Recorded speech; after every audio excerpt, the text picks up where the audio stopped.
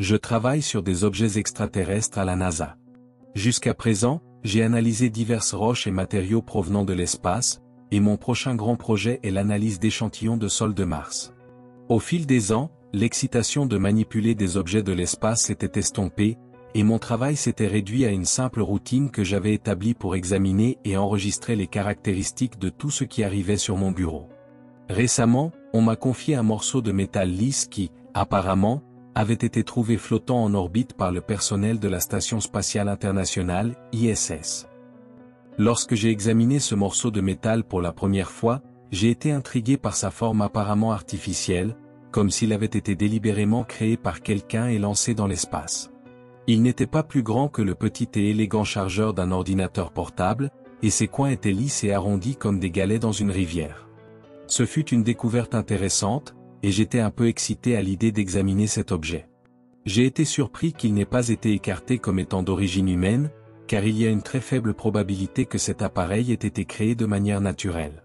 Je le tournais et le retournais avec mes mains gantées lorsque j'ai remarqué qu'il avait une petite fente sur le côté gauche. Mon cœur a commencé à s'accélérer. En glissant un morceau de papier dans la fente, toute l'unité a commencé à se transformer. Le métal a commencé à fondre comme du chocolat et à se modeler en une forme complètement différente.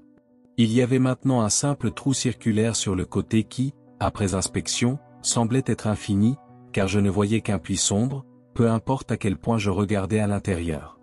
Je me suis éloigné de l'appareil en réalisant que je travaillais avec une technologie si avancée qu'elle était bien au-delà de notre compréhension de la physique et de la chimie. Cela devait être immédiatement communiqué à mes supérieurs. D'une certaine manière, pendant tout le processus de transport depuis l'espace jusqu'à mon bureau, personne n'avait réalisé que cet extérieur métallique cachait des composants technologiques à l'intérieur. Cela expliquait aussi pourquoi les organisations gouvernementales secrètes ne l'avaient pas encore emporté. L'appareil a cessé de bouger et est resté immobile sur mon bureau pendant que je le fixais. D'un côté, je savais que c'était au-delà de ce que je pouvais gérer. De l'autre, une étrange curiosité m'a poussé à enquêter un peu plus. Peut-être pourrais-je découvrir ce qu'il faisait. Il m'a fallu des heures pour me remettre de cette découverte. Chaque fois que je poussais quelque chose à travers ce trou sur le côté de l'appareil, il commençait à changer de forme à nouveau jusqu'à ce que le trou se referme autour de l'objet inséré et en corresponde exactement à la forme. Puis, il bourdonnait pendant quelques instants, comme s'il examinait l'objet, puis le crachait entièrement, le métal se reformant dans la même fente originale. Je m'inquiétais de plus en plus au fil du temps. Je sentais mon visage chaud et mes mains moites. J'étais sur le point d'appeler mon chef pour confier cela à mes supérieurs avant de m'attirer des ennuis, quand j'ai eu une idée folle. Après avoir inséré toutes sortes de choses, des stylos aux baguettes métalliques, dans ce trou, j'ai décidé d'insérer un simple câble avec un connecteur USB-A. C'était une idée aléatoire, peut-être inspirée par le fait que la dernière chose que j'avais dans mon tiroir était ce câble et que c'était la seule chose que je n'avais pas insérée dans l'appareil. Dès que j'ai inséré le connecteur sur le côté de l'appareil, il a commencé à s'adapter à sa forme et à bourdonner une fois de plus. Un signal sonore fort a rempli tout mon bureau. La machine n'a pas rejeté le câble, au lieu de cela, l'a gardé à l'intérieur. Mon cœur a commencé à battre la chamade d'anticipation tandis que je branchais le câble à mon ordinateur portable personnel. J'ai sursauté lorsque l'ordinateur a identifié l'appareil comme un disque dur. Il était simplement nommé GSA Drive. J'ai ouvert le disque et, à l'intérieur, j'ai trouvé un fichier et un dossier. Le fichier était une simple image PNG montrant le logo de la GSA, et en dessous, il révélait la signification de l'acronyme Global Space Agency, Agence spatiale mondiale. Je n'ai pas eu le temps de réfléchir à l'existence de cette organisation et, au lieu de cela, je suis sorti de l'image pour cliquer sur l'autre dossier, poussé par la curiosité. Il m'a fallu un moment pour prendre en compte la taille de ce dossier. L'intégralité du dossier était de 6000 pétaoctets. J'ai rapidement appelé mon chef et lui ai expliqué ce que j'avais trouvé. Il ne semblait pas me croire, mais a promis de venir le plus tôt possible et de me prendre l'appareil. D'une certaine manière, le fait que j'allais perdre cet appareil m'a poussé à enquêter un peu plus avant de le remettre. Je savais que je m'attirais des ennuis, mais l'urgence de savoir ce qu'il y avait à l'intérieur m'avait dépassé. Je suis revenu en arrière et j'ai rapidement vérifié la capacité du disque dur, 10 000 pétaoctets. J'ai eu la nausée en réalisant que ce petit disque dur avait une capacité supérieure à celle de l'Internet moderne. La curiosité m'a attiré et séduit. Mon désir d'explorer ce disque a surpassé la peur et l'anxiété croissante qui s'accumulaient au fond de mon esprit. J'aurais dû remettre le disque à mes supérieurs et les laisser s'en occuper. La plupart des dossiers à l'intérieur du dossier principal contenaient des milliers et des milliers de fichiers qui étaient tous des types de fichiers non reconnaissables. Mon ordinateur ne pouvait ni les ouvrir ni les traiter, et pour autant que je sache, ces formats de fichiers n'existaient pas. J'ai trouvé d'autres images de divers appareils, véhicules et armes qui semblaient impossibles à construire et qui défiaient les lois de la matière. Je n'ai pas eu à chercher longtemps, cependant, pour trouver un dossier intitulé « Écoute-moi ». À l'intérieur, j'ai trouvé un fichier audio qui décrivait une notion dérangeante et horrible. Il expliquait l'existence du disque et pourquoi il était ici. Je vais vous le faire écouter pour que vous puissiez l'entendre vous-même. Nom del fil, messaggio dal 2299 non societusia, ne in quel linea temporal tu esista. Non sociedata sia perte non sonem no sotusia humano. Comme puoi veder, questo è un tentativo disperato di stabilire un contatto. Il passato ha bisogno di conoscere i nostri errori affinché possano essere evitati. Nel corso del tempo, l'umanità ha imparato dalla storia, ma dal futuro. Questa, suppongo, un'opportunità di apprendimento per non seguire lo stesso percorso che abbiamo intrapreso noi. Durant l'anno 2050, ce accent stata una seconda, si potrebbe chiamare una rivoluzione industriale. Presumo che tu conosca la rivoluzione industriale, dato che hai la tecnologia per ascoltar questo messaggio. Questa rivoluzione industriale è stata una rivoluzione della tecnologia. Un massiccio boom tecnologico accumulato dal precedenti decadi di innovazione. È stato un momento in cui diverse scoperte del decadi precedenti si sono unite e si hanno permesso di ridefinire i nostri dispositivi per sempre. Presto, le automobili a guida autonoma furono sostituite da una rete di centri di teletrasporto che ti disintegravano fino agli atomi e ti ricostruivano dall'altra parte. Non che non si fossero incidenti, ma la medicina era progredita a tal punto che la morte era diventata un concetto del passato. Diverse migliaia di persone iniziarono a vivere come menti in robot umanoidi nei primi anni dello sviluppo di questa tecnologia. I computer quantistici furono sostituiti da chip cibernetici. I nostri stessi edifici si evolvettero in grattacieli intelligenti che si estendevano fino ai confini dell'atmosfera. Non risparmiamo nemmeno gli oceani, poiché furono presto riempiti di grattacieli e città sottomarine. Quando l'umanità finì di conquistar la terra e la spogliò di tutta la sua altra vita, si res conto degli errori che aveva commesso. Diversi paesi iniziarono a distruggere le città e a costruire le sottoterra per favorire un ambiente naturale in superficie. Non fu il cambiamento climatico a uccidere la vita. No, che lo fu risolto secoli fa. Fu la rapida perdita di habitat man mano che la popolazione si diffuse oltre la capacità di carico della terra. Gli unici animali e piante rimasti erano le necessità agricole di cui l'umanità aveva bisogno. Sfortunatamente, non potevano formare un ecosistema completo e così l'ambiente continuò a soffrire e a rompersi senza una soluzione in vista. Così l'umanità silenzio verso le stelle. In un breve periodo di 100 anni, tutti i pianeti del sistema solare erano stati terraformati. Dal deserto caldo di Mercurio agli oceani ghiacciati del lune di Giove, le persone avevano trovato un modo per viversi.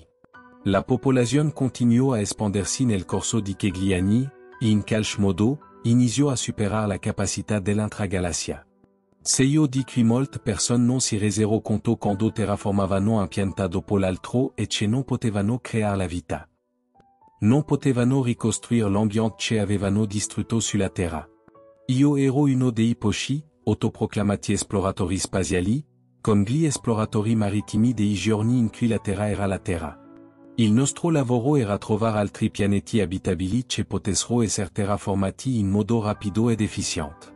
Avevamo la tecnologia per terraformare ogni pianeta, ma pianeti come Mercurio richiedevano molto più tempo ed energia per essere trasformati perché, dopo tutto, non potevamo spostare letteralmente il pianeta dalla sua orbita. Tuttavia, dato un altro secolo, dubito che non saremmo riusciti a farlo. La tecnologia sperimentale dei wormhole era entrata in sviluppo un paio di decenni prima. Navi spaziali con questa forma di trasporto integrata furono date a chiunque desiderasse esplorare lo spazio da solo, a milioni di anni luz dall'umano più vicino. Queste navi potevano costruire wormhole verso un altra data posizione nello spazio e passarsi attraverso, saltando milioni di anni luz di viaggio nel processo. Così, l'umanità ancora una volta iniziò a espandersi nell'universo osservabile come crepe che si formano lentamente nel vetro. Non trovamo nessuna altra forma di vita durant la nostra esplorazione credemo di essere veramente soli finché non visité Croton 42A.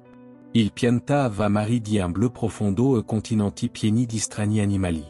Sembravano essere in una fase iniziale della loro evoluzione, non ancora intelligenti.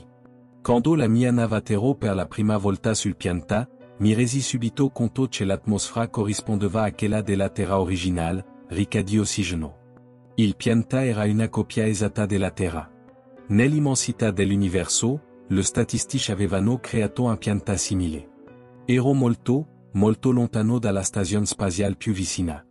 Non c'era modo per me di comunicare la mia scoperta. Non esploré ultérieurement il pianeta, avendo cura di non disturbar l'ambiente ed evitar qualsiasi altra possibile forma di vita intelligente che non avessi ancora visto. Invece, raccolsi campioni dall'area in cui era atterrata la mia nave menando rapidamente, assicurandomi di sterilizzare tutta la mia tuta spaziale nella stanza di sterilizzazione. Porté i campioni all'insediamento umano più vicino e dopo di sé la notizia si diffuse a Macchia d'Olio. Diventé una specie di celebrità, un leggendario esplorator spaziale che aveva trovato un utopia per i più ricchi, cosa più importante, aveva trovato altra vita nella desolazione dello spazio. Tuttavia, non fu solo io a tornare direttamente all'insediamento umano più vicino. Qualcosa era sopravvissuto alla camera di sterilizzazione ed era tornato con me. Si era diffuso in tutta la mia nave spaziale a tutte le persone che avevo contattato. Saltò di persona in persona e si diffuse rapidamente. Nel corso di tutte queste decadi di innovazione e progresso tecnologico, avevamo dimenticato una cosa. Quando l'umanità iniziò a prendere il sopravvento sul pianeta, aveva sradicato tutti i batteri e i virus, assicurandosi efficacement che nessuno si ammalasse.